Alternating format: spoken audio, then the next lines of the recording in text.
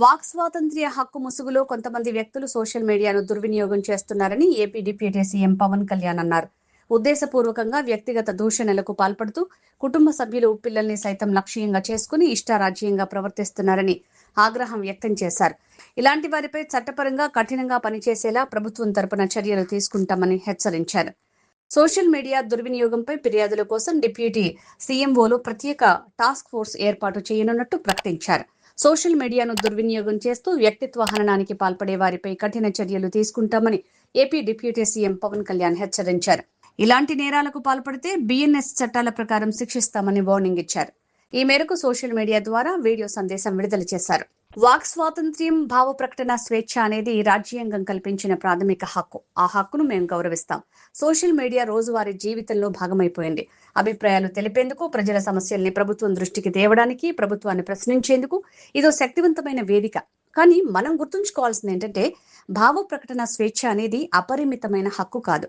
దానికి కూడా కొన్ని పరిమితులున్నాయి. ఒకరి హక్కులను ఉల్లంఘించే స్థాయికి వెళ్ళినప్పుడు చట్టపరమైన పరిణామాలు తప్పవు.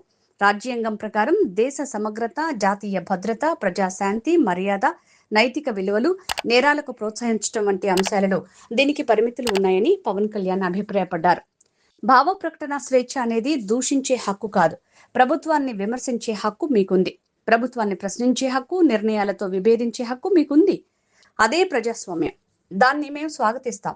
కానీ ఒకరిని తిట్టడం, చంపుతామని బెదిరించడం, ఆధారాలు లేకుండా ఆరోపణలు చేయటం, మహిళల్ని టార్గెట్ చేయటం, మత విశ్వాసాల్ని అవమానించటం, ఒక వ్యక్తి గౌరవాన్ని దెబ్బతీయటం, హింసకు ప్రేరేపించటం ఇవి రాజ్యాంగం కల్పించిన స్వేచ్ఛ కాదు, చట్టపరంగా నేరాలు అని పవన్ కళ్యాణ్ స్పష్టం చేశారు. గత కొన్నేళ్లుగా సోషల్ మీడియా దుర్వినియోగం ఆందోళనకర స్థాయికి చేరుకుంది. చాలా మంది ఫేక్ అకౌంట్ల వెనుక దాక్కుని అసభ్య పదజాలం ఉపయోగించడం, వ్యక్తిగత దూషణలు చేయటం, ఆధారాలు లేని ఆరోపణలు చేయటం, ఫేక్ ప్రాపగండా, మార్ఫింగ్ ఫోటోలు, బెదిరింపులు, వేధింపులకు పాల్పడుతున్నారు. మహిళల్ని అసభ్యంగా టార్గెట్ చేసుకుంటున్నారు. చివరికి దేవతలపై కూడా ఉద్దేశపూర్వకంగా అవమానకర వ్యాఖ్యలు చేస్తున్నారు. ఇది ప్రజాస్వామ్యం కానే కాదు. ఈ సందర్భంలో ఓ విషయం స్పష్టం చేస్తున్నా. విమర్శలనేవి నిర్మాణాత్మకంగా ఉండాలి. శృతి మించితే శిక్షలు తప్పవు అని పవన్ కళ్యాణ్ హెచ్చరించారు. నేరస్తులకు, నేరాలకు కులం, మతం, రాజకీయ పార్టీలు ఉండవన్న పవన్ కళ్యాణ్ తప్పు చేసి వాటి వెనుక దాక్కునే ప్రయత్నం చేయొద్దని సూచించారు.